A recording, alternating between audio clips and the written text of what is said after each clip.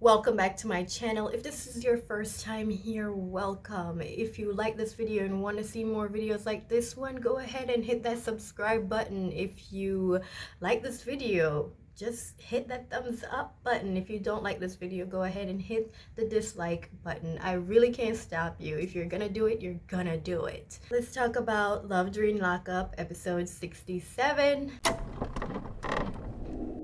They are wrapping up the season already. I felt like we just started watching it, and I feel like nothing has happened. But we can tell that they are wrapping things up because every week now, or for the past 2 weeks, we've seen that there are couples who are breaking up, or couples who are having the truth be revealed to them, and it's not looking pretty for some of the people who are incarcerated, especially Dalton. This week, Haley has reached her limit, and Haley decides she needs Dalton to see her anger. She said that she's only eaten some goldfish and Oreos all day. So Haley is unable to schedule a visit with Dalton, and she is boiling. She's fuming. She's just getting angry and angrier by the minute. And she decides that she is going to call him. When Haley calls Dalton, she lets him have it. She told him it's over. He's been using her. She hopes he never gets out of jail. And he's like, you're supposed to be taking care of me because I'm in jail. That's what people do. And she's like, how she's given him more money than she gave her child. And I just have to stop it right there. Honey, whose fault is that? Is that Dalton's fault, or is that your fault?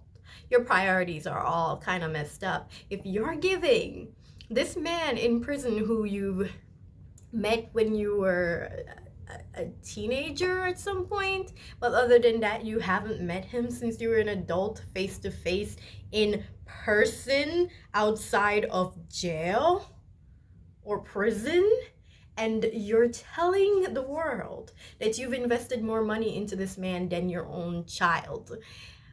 I feel like somewhere you're the one who dropped that ball, not necessarily Dalton. But Dalton is so manipulative that Dalton thinks that he's gonna be able to get Haley back. Or maybe he just thinks Haley is so easily manipulated that he will be able to convince her to come back to him.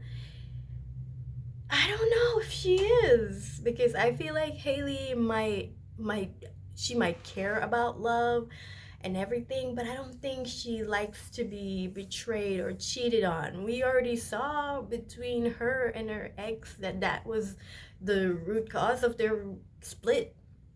They have a child together, so I feel like that bond is even stronger than whatever bond she had with Dalton. And if she was able to let that relationship go because she found out that he was cheating on her, I'm sure Haley will be able to let Dalton go, because she found out that not only was he cheating on her, but he was giving another woman her money. So it's just, I don't know. Haley, please do not disappoint me and go back with that dude. You said you don't love him anymore, and I hope you keep it that way. Do good for you and your child, love. And let that man go. Let him go. Let him go. Last time we checked in with Indy, she was upset because she wouldn't be able to see Harry as he goes to the halfway house. And she's really worried about not being able to see him, because this would be her first opportunity to see him, to meet him. Her mom's there. She'd like this whole meet and greet moment, and she's told that that won't happen. However, on her way from the halfway home, halfway house, halfway home, whatever you call it, on her way back to the hotel, she gets a call from Harry, and he's like, where are you? I've been waiting here trying to see if I could see you somehow, and you're not here. And she's like, oh, we're just a few minutes down the road. I'll be right there. She was able to get there and give him the things that she brought for him before she was told that she couldn't see him. And they were able to have a little meeting, or I think she said that she gave him a hug as well. So I guess good for them. Also, she gave him a cell phone, so now he can video chat with her and his family. But the thing is, he will not be able to do any little meeting or sneak to go see her because he will be heavily monitored, and he will only get a pass to leave the halfway home for work. And they're watching them. And we know that they be watching people, because that's what happened with Christiana back a few seasons ago when Christiana was sneaking out to go to a restaurant with John, and her I guess house master or something, house manager, came in and was like, no, we're done here, goodbye, your ass is grass, get back home, get back home. It's not happening. I thought you were here for a job. Apparently not. You're here talking to a man. But we know that that will not be possible, so Indy is going back home to Maryland. And before she goes, she met up with Harry's family, with Harry's mom and sisters, and they're just trying to tell her, yo, slow down. Slow your roll, young lady, slow down. And they even got to see that Nicoya, Indy's daughter, is calling Harry daddy, and to them it's weird. They mentioned it, and I was like, yes, finally someone on the show says it, because people on the show act like it's not weird that these people have their children calling these people who they've never met dad. It's just so weird. These people who are not related to them, they've never met them, just men in their mom's lives, and they're just allowing their kids to call him daddy. Ugh, ugh, ugh. Yeah, it didn't sit well with Harry's parents, or Harry's mom, and it doesn't sit well with me neither, or I guess most sane people, but it works for Indy. Gabby and Christopher's sister showed up at the prison to get him released, and it turned out that he's not being released on that day. So they gotta head back. On their way back, they called Chris's mom, who tells them that Chris is actually coming out the next day, not the day that they went. And it's just a lot of people not asking for the correct information, and also people not giving information. Because even when they showed up to the prison, I guess the guard who was at the gate let them through without even asking full questions other than who are you here to pick up. They didn't make sure that the person who they said they were there to pick up was actually getting released. So they allowed them to go back there, only for them to say, hey, we were wrong, he's not actually getting released on this day. And then told them nothing about when he will actually be released. And I still don't know if Chris is gonna get released. You know, anything's possible. He might get released and then get picked up by the feds, because that's still a thing that they're wondering if is gonna be a possibility. We actually found out what Tara is in for. We found out why Tara is in, or was in jail. We find out that she is being accused of murder. Murder, not manslaughter. Murder.